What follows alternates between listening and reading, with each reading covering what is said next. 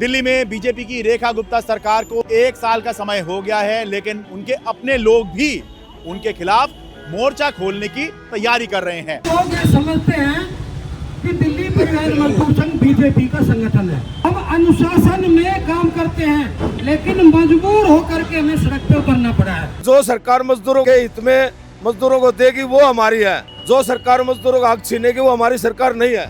एक दिन रैली में इनकी मांग पूरी नहीं करी तो अगले 15 दिन बाद हम उग्र आंदोलन करेंगे सरकार के खिलाफ। जी क्या बात हो गई? ये तो आपका अपना ही परिवार है, अपने ही लोग हैं। रेखा गुप्ता जी, ये बीजेपी, आप सब एक ही लोग तो हैं। अपने लोग में कैसा क्या हो गया जो आप मोर्चे लेके जय सड़क पर उतर रहे हैं, तैयारी कर रहे हैं कि भाई बड़ी हड़ताल करेंगे? आम आदमी पार्टी के तो राजनेता भी हमें बीजेपी के लोग कहते थे। वो डरती थी हमारे से कि हमारे खिलाफ आंदोलन करते हैं, हमें बीजेपी का कहते थे वो। ये सरकार हमारे से डरनी नहीं है, सोचती कि हमारे ही अपने ही, हमारे खिलाफ क्या करेंगे।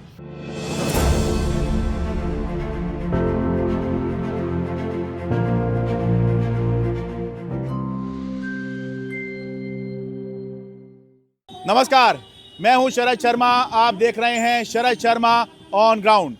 दिल्ली में बीजेपी की रेखा गुप्ता सरकार को सत्ता में आए हुए 1 साल का समय हो गया है, लेकिन रेखा गुप्ता के लिए अच्छी खबर बिल्कुल नहीं है, क्योंकि दिल्ली की बीजेपी की रेखा गुप्ता सरकार के खिलाफ विरोधी तो जो कर रहे हैं वो कर ही रहे हैं, लेकिन उनके अपने लोग भी उनके खिलाफ मोर्चा खोलने की तैयारी कर रहे हैं। और आज का वीडियो इसी बात पर है। इससे पहले मैं वीडियो शुरू करूं, भाई चैनल को सब्सक्राइब ज़रूर कर लो, क्योंकि लोगों को एहसास ही नहीं होता कि वो बिना सब्सक्राइब किए हुए ही चैनल को देख रहे हैं। और चैनल को क्यों सब्सक्राइब करना है, सुनिए।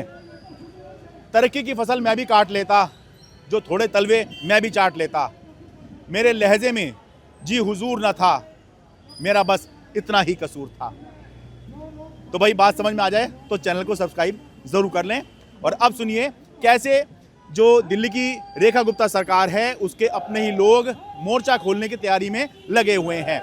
आरएसएस यानी राष्ट्रीय स्वयंसेवक संघ है, उसका मजदूर बॉडी है भारतीय मजदूर संघ, उसे संबंधित है भारतीय परिवहन मजदूर महासंघ, जो अब रेखा गुप्ता सरकार के खिलाफ हड़ताल करने की, धरना प्रदर्शन करने की तैयारी कर रहा है। मुद्दा है भाई, चुनाव से पहले बीजेपी ने जो डीटीसी के कर्मचारी थे, कॉन्ट्रैक्ट वाले थे, उनको वादा किया था। क्या वादा था? भाई सत्ता में आएंगे तो नौकरी पक्की करेंगे, और जब तक नौकरी पक्की नहीं करेंगे तब तक समान काम समान वेतन देंगे। 1 साल का समय हो गया है, लेकिन इस मोर्चे पर कुछ नहीं हुआ। मैं आपको पहले भी क्लस्टर बसों में जो कंडक्टर हड़ताल कर रहे थे, जिनकी नौकरी जा रही थी, वो भी दिखा चुका हूं।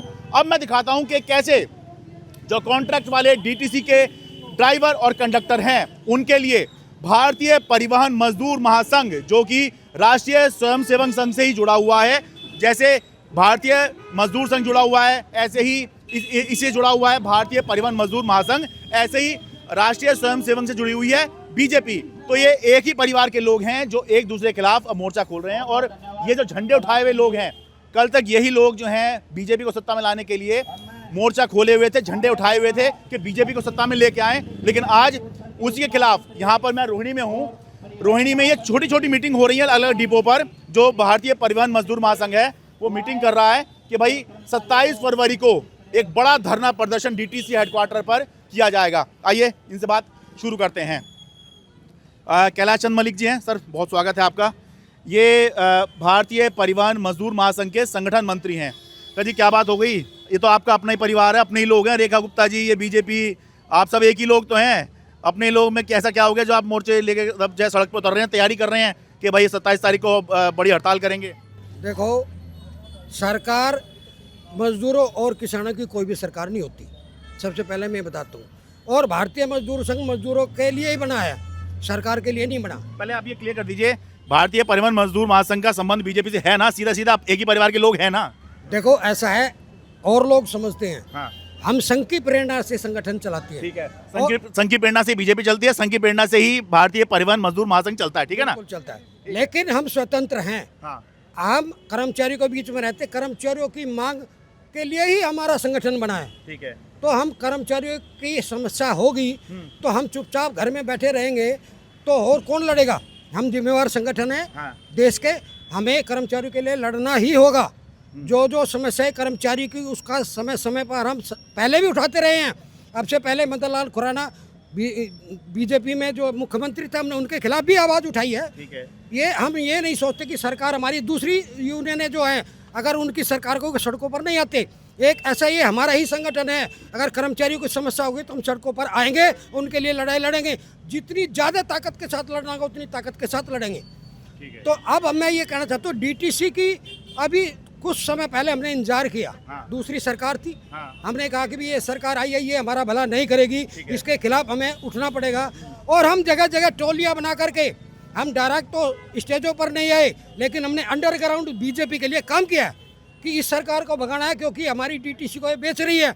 लेकिन जब जब ये डीटीसी में ये दिल्ली सरकार आई, हाँ। उसके बाद हमने काफ़ी दिनों को वेट करा। दिल्ली सरकार में बीजेपी आई तब तो आपने वेट किया। वेट किया कि सरकार हमारे कर्मचारियों के लिए कुछ करेगी। हाँ। लेकिन जैसे जैसे समय बीतता गया, हमने कुछ ऐसा लगा कि हमारी तो डीटीसी बिक रही है। अच्छा। हमारे पास डीटीसी की गाड़ियाँ ही नहीं है। जो गाड़ी आ रही है कॉन्ट्रैक्टरों की आ रही है, प्राइवेट ऑपरेटरों की आ रही है, और उन पर ड्राइवर भी उनका है, हमारा सिर्फ कंडक्टर है, वो भी कॉन्ट्रैक्ट पर है। अच्छा। तो हमारी ये मांग है, सड़क पर हम इसलिए उतरे हैं हाँ। कि एक तो डीटीसी का बेड़ा बढ़ा जाए।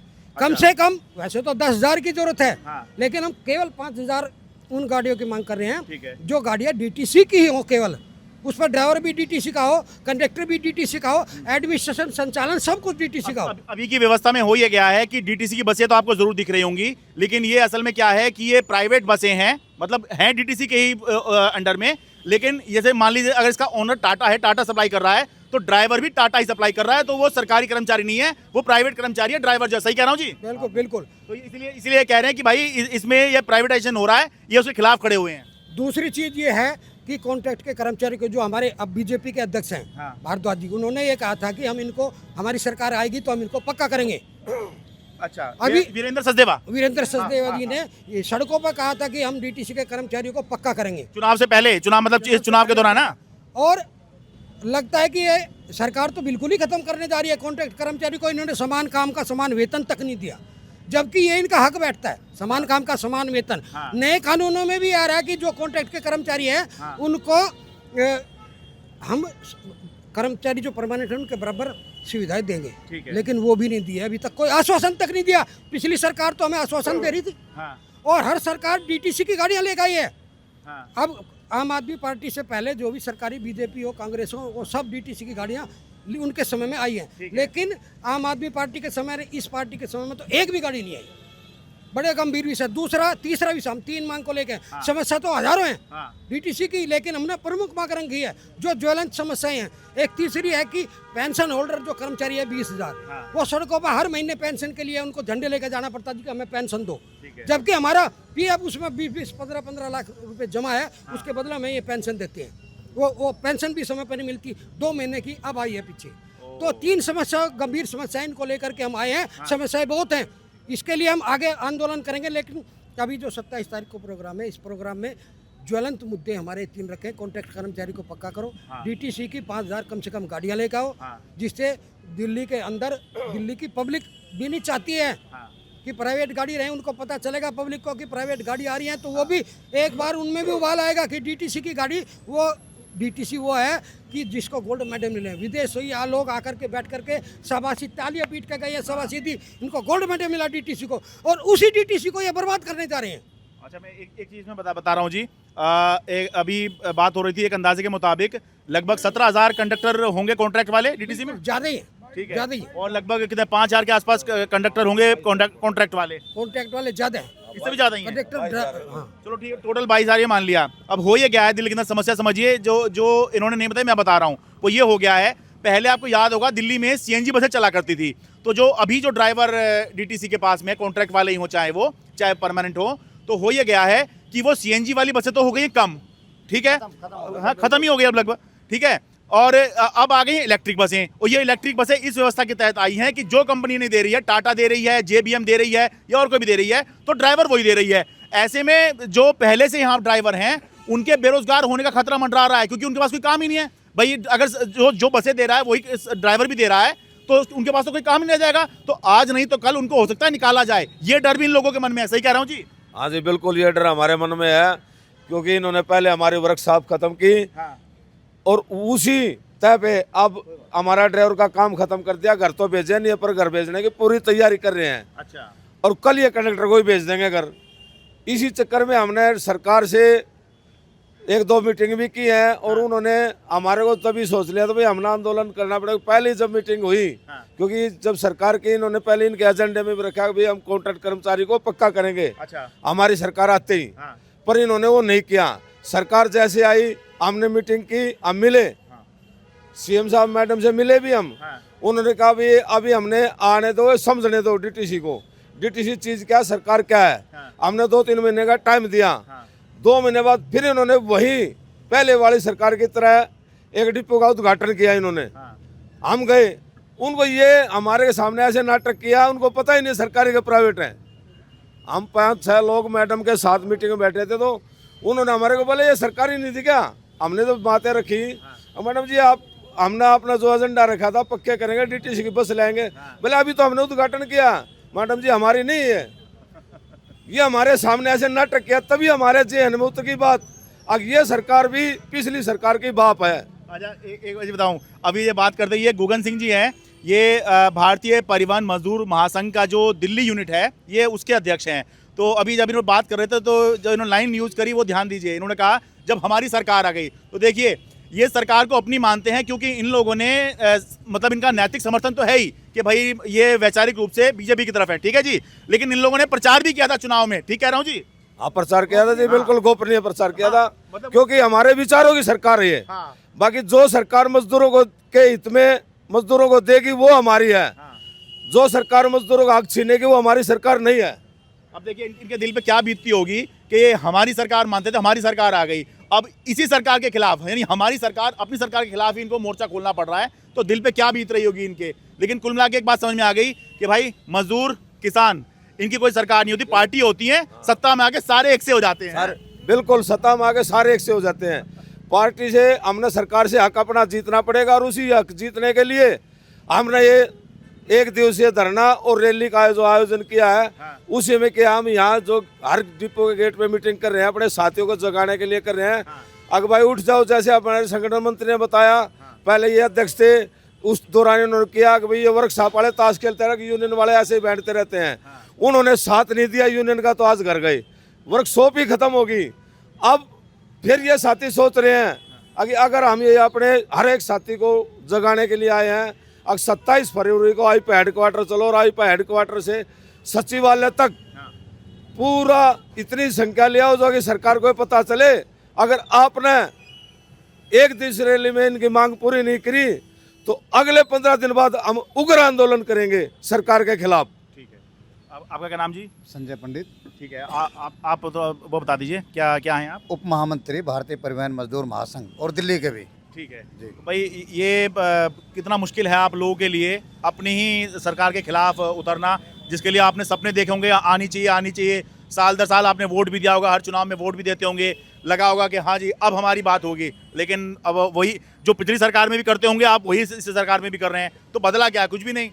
देखिए ऐसा है, मजदूर का काम क्या है, अपनी मजदूरी करना और अपने परिवार का पालन पोषण करना। बिल्कुल।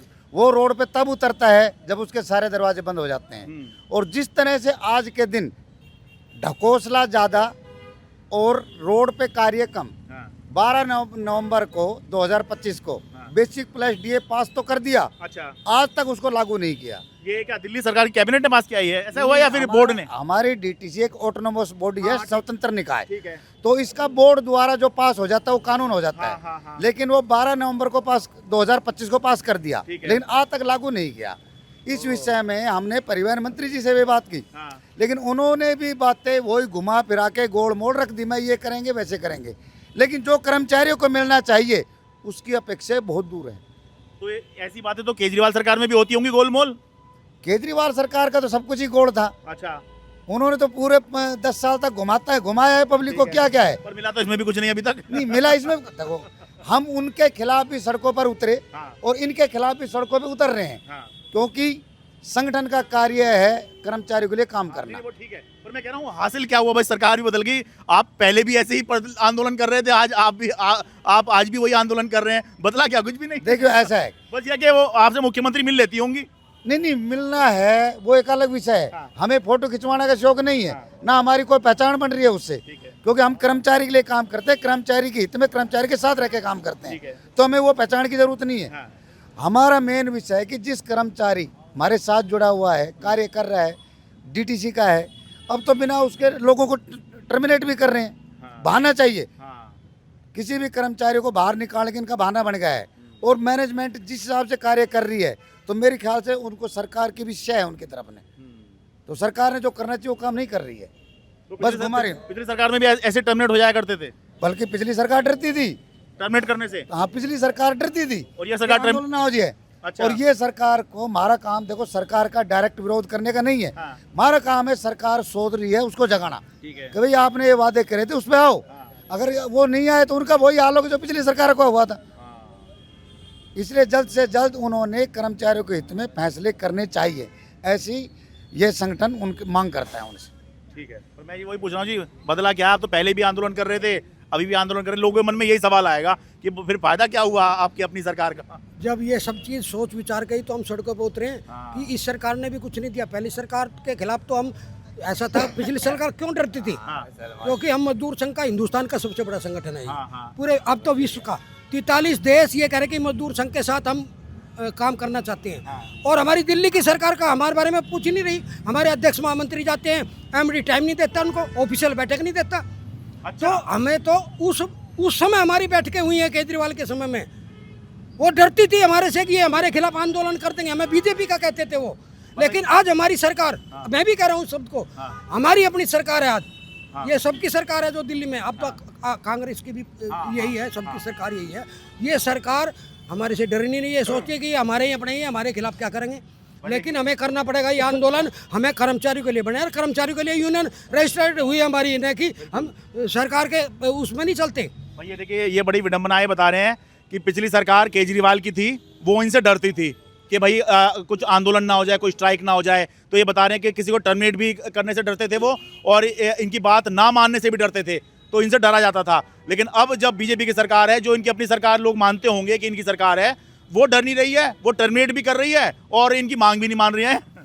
जो दूसरी पार्टियां हैं वो डायरेक्ट हमें जो है ना बीजेपी का कहती हैं। ठीक है। आम आदमी पार्टी के तो राजनेता भी हमें बीजेपी के लोग कहते थे, हाँ, और कांग्रेस भी यही कहती ठीक है, है। आम पब्लिक भी यही कहती है कि ये बीजेपी की यूनियन है। हाँ। लेकिन हम डायरेक्ट बीजेपी की यूनियन नहीं है। ठीक है। हम बताया, हमने संघ की हम प्रेरणा से चलते हैं, हाँ। और संघ की प्रेरणा से ही बीजेपी चलती है। ठीक है। अगर हमारा आंदोलन टकराव होता है, हाँ। तो उसमें संघ हमारा बीच बिचाव कर देता है, अच्छा। और हमारी मांग भी मनवानी पड़ती है। जैसे मदनलाल खुरा के टाइम पर हुआ करता था, मदनलाल खुराना जब भी विधानसभा में बोलता था, दिल्ली परिवहन मजदूर संघ से पूछ करके और वहाँ से जो स्टेटमेंट थी वो लिया करते थे।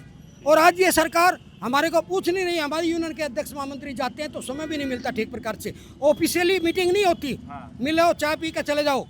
लेकिन जो हमारे जो मुद्दे हैं, उन मुद्दों पे बात नहीं की जाती। तो हम इसलिए इस मजबूर होकर के, हमें शौक नहीं है सड़कों पर आने का, हमें दुख है अंदर से कि हमारे 20,000 कॉन्ट्रैक्ट के कर्मचारी बेचारे वो इस आस में लगे हैं कि सरकार बदलेगी और कुछ होगा। जो अब हमारा पेंशन का मुद्दा था, रिटायर्ड 20,000 कर्मचारी है, वो भी सोचते थे बीजेपी आएगी उसके बाद मुद्दा सही हो जाएगा, लेकिन वो भी कुछ भी समस्या नहीं है, बल्कि और गंभीर होती जा रही है। इसीलिए हमें सड़कों पर उतरे हैं। और हम आंदोलन, ये आंदोलन हमारा अंतिम नहीं है, ये हमारी शुरुआत है, सांकेतिक धरना है। हमने दूसरे स्टेट के लोगों को नहीं बुलाया, लेकिन हिंदुस्तान का भारतीय परिवहन मजदूर महासंघ हिंदुस्तान का सबसे बड़ा एक संगठन है जो केवल परिवहन का है। अगर यहाँ बात नहीं बनती तो हम उस स्तर पर पूरे देश में आंदोलन करेंगे, लेकिन अपनी मांगे जरूर मनवा कर रहेंगे। हमारा विश्व का सबसे बड़ा संगठन ऐसे नहीं है, ये हमारा सांकेतिक धरना है। इसमें अगर सरकार समझ जाती है तो ठीक है, नहीं तो हम सरकार के खिलाफ एक बड़ा आंदोलन करने की तैयारी में भी हैं। बहुत शुक्रिया जी। तो जी ये थे नारा देना। हाँ जी, हाँ नारा लगा लीजिए। भारत माता के, भारत माता के। तो जी ये थे, ये राष्ट्रीय स्वयंसेवक संघ से जुड़ा हुआ ये संगठन है भारतीय परिवहन मजदूर महासंघ। और जिस तरह से बीजेपी संघ से जुड़ी हुई है, ऐसे ही ये संगठन भी बीजेपी जुड़ा हुआ है। एक ही परिवार के लोग इनको मान के चलिए। लेकिन क्योंकि मजदूर जो कर्मचारी हैं, उनके साथ जो वादे किए थे बीजेपी ने, वो 1 साल होने के बावजूद भी पूरे नहीं हुए हैं। हालात पहले से ज़्यादा खराब नज़र आ रहे हैं इनको इनका ये कहना है कि भाई पिछली केजरीवाल सरकार तो डरती थी इनसे, लेकिन ये सरकार तो डरती भी नहीं है। इस सरकार में तो मिलने का टाइम भी नहीं दिया जा रहा है इनको। तो भाई फिर ये लोग क्या करेंगे? ये लोग इसी तरह से जो है धरना प्रदर्शन करेंगे अपनी खिलाफ, सरकार के खिलाफ, उस सरकार के खिलाफ जिसके बारे में लोग कहते हैं अरे ये तो बीजेपी के हैं। लोग सब लोग यही मानते, पता सबको होता है कौन किसका है। तो भाई इसके खिलाफ जो है मोर्चे पे ये लोग उतर रहे हैं और कह रहे हैं बस अभी मात्र शुरुआत है। तो ये शुरुआत होने से पहले जो तैयारी चल रही है उसकी मैं आपको दिखाता कि छोटी छोटी ये मीटिंग्स हो रही हैं। यहाँ आपको बहुत ज़्यादा लोग नहीं दिखेंगे, वो इसलिए नहीं दिखेंगे, छोटी छोटी मीटिंग है कि गेट पर जाकर मीटिंग करते हैं कि हाँ भाई हम 27 तारीख को एक बड़ा धरना बुला रहे हैं, सब लोग आइएगा। तो ये उसकी मीटिंग की मैंने आपको दिखाई थी। और 27 तारीख को जब ये होगा तो तब मैं आपको दिखाऊंगा कि यहाँ पर कितने बड़ी संख्या में जो कॉन्ट्रैक्ट कर्मचारी हैं वो इस धरना प्रदर्शन में शामिल होते हैं। ये होगा डीटीसी के हेडक्वार्टर पर। रोहिणी, दिल्ली से अपने कैमरा सहयोगी अमन कुमार के साथ मैं शरद शर्मा।